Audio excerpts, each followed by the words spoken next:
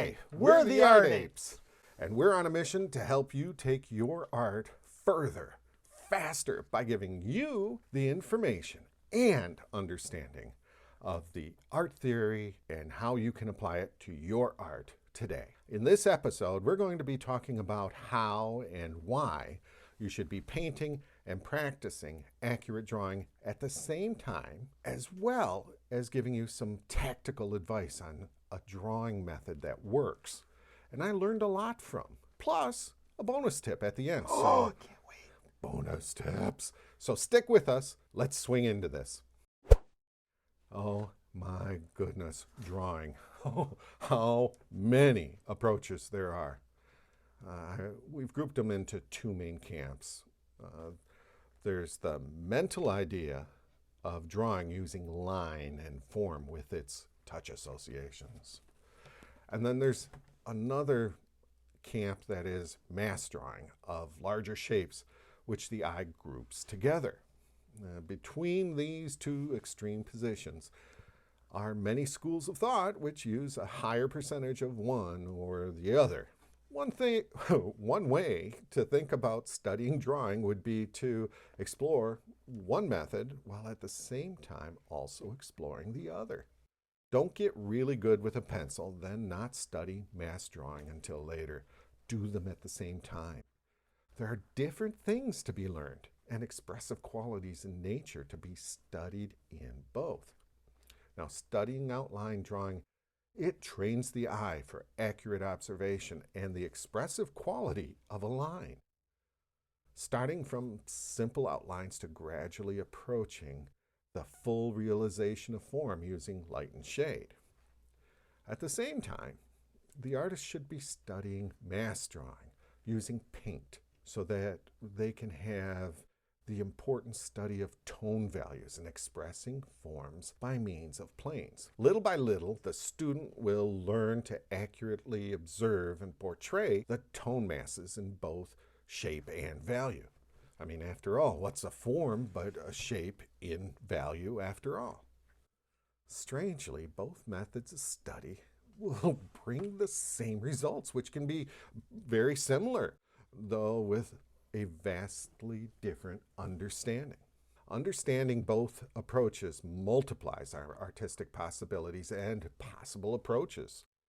On the piano, you wouldn't just have learned the white keys or just have learned the black keys. If you did, then I suggest you get your money back from whoever taught you piano.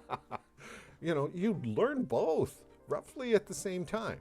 The problem with studying line work alone is that all the resulting work will be a sculptor's drawing.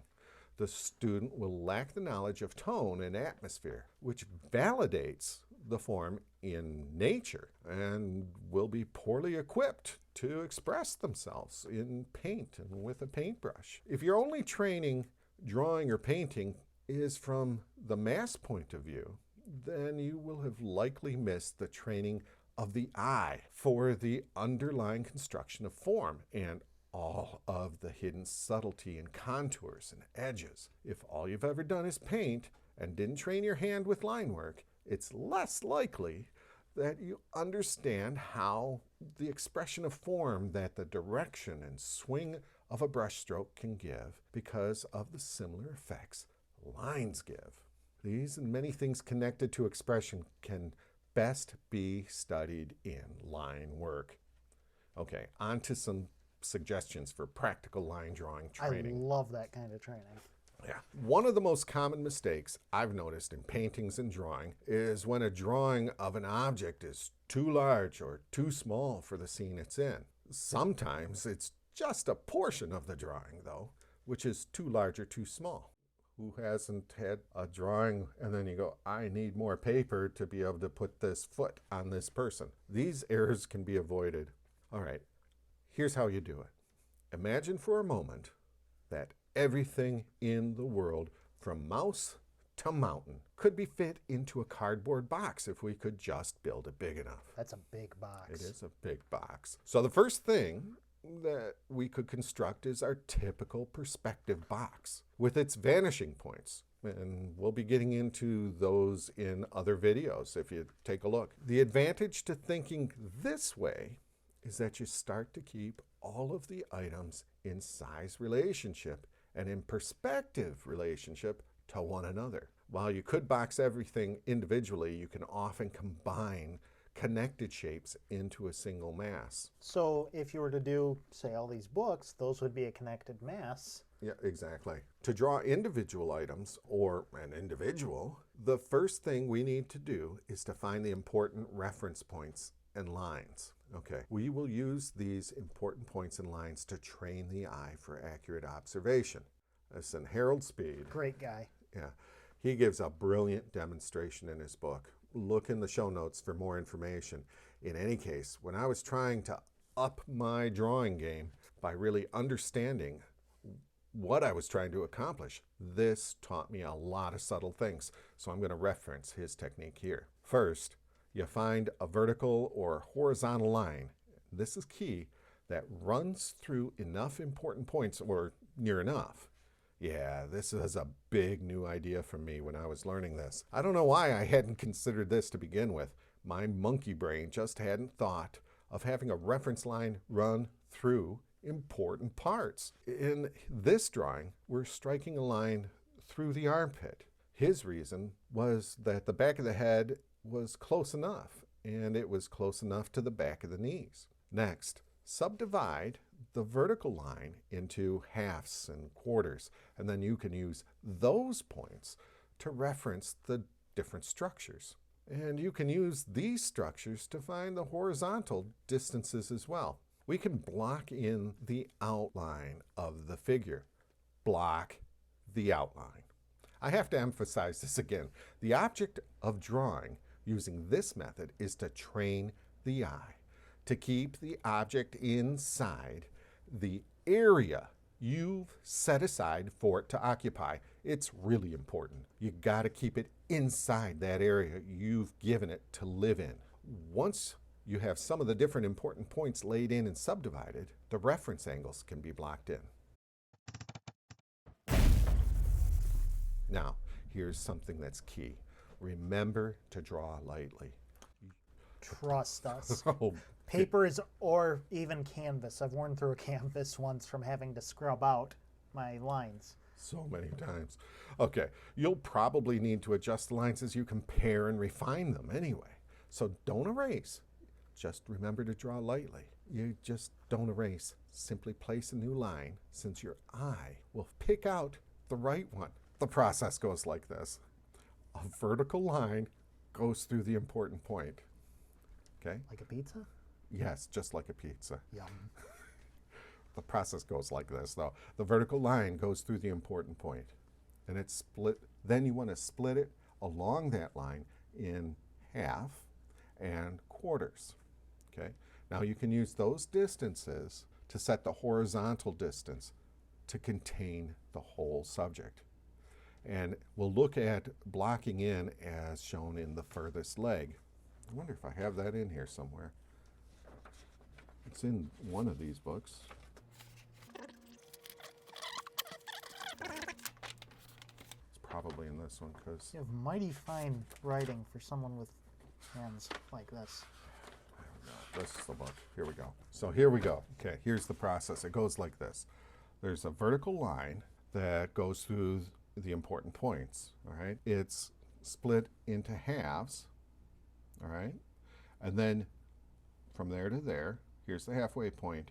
Then you split that into shorter points. Then you're going to block in like you see in the farthest leg there. Now, some folks will discourage blocking in with straight lines. And if you continue this mechanical blocking until you make shorter and shorter straight lines in the same mechanical way, the fear is that there's a flatness and the refusal to explore the joy of the curves. We'll come back to this later, though. Drawing the forms accurately using what we see, then comparing our work, and then adjusting and refining. Up to now, the work has been mechanical, but here we can implement knowledge of the structures of the bones and muscles which show themselves under the skin. Now, remember, this is only a scaffolding used to build the work and not the work itself. As soon as you have enough information placed into the drawing, then it should be dismantled. This is the reason the blocking in lines, these here, should be done lightly, and they should be light enough so you don't need to erase them. Just a side note, this blocking in, it's a very necessary step. It really does take years of every single day practice before it can be safely dispensed with. Truthfully, the scaffolding or outline is constructed mentally, even after years of practice, so the figure isn't too large or small. Just be sure in the making of the actual drawing itself, the shapes you're drawing are checked against the shapes or outline you see on the other side of the midline. In order to show any type of expression, we've got to show the true completeness of the form, how one part relates to another, and we need to think about how the part contributes to the whole, which really is the object of the drawing. This expression depends on true and accurate relationship of these boundaries. They've got to fit. The drawing of the two sides should be carried on simultaneously. Don't finish this side and let that side not be anywhere done. You want to bring everything up together. And when you compare one side to the other, it helps improve your accuracy. One last bit about boundaries. In any complex form, like let's say a person for instance, they're not continuous lines.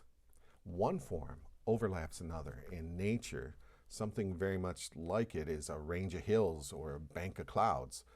Search out these overlappings. Take the time to understand how they relate to one another. Then draw them with care. You will find that the outlines are made up of a series of overlappings.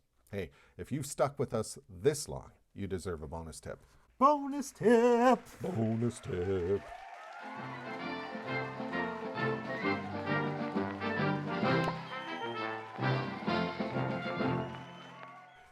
Okay, how blocking in helps you see the foreshortened objects correctly.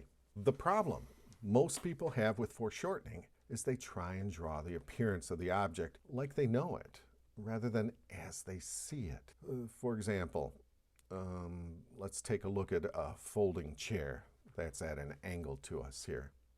Because foreshortened objects are so unlike what you know the object to be. You know how long a leg is. You know that your fingers are basically the same size, but when you foreshorten them, everything changes. See that? Yeah. That's foreshortened.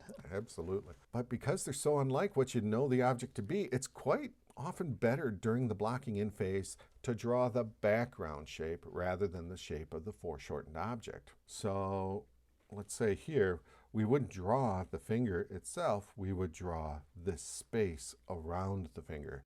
You don't know what that looks like. So in the chair, we can use the area contained inside and outside the chair because you don't have a preconceived idea of what that space looks like. Hey, if you found today's episode had some valuable information, hit subscribe and ring the bell or make a comment below. We'd be happy to hear from you. See you next episode. Bye.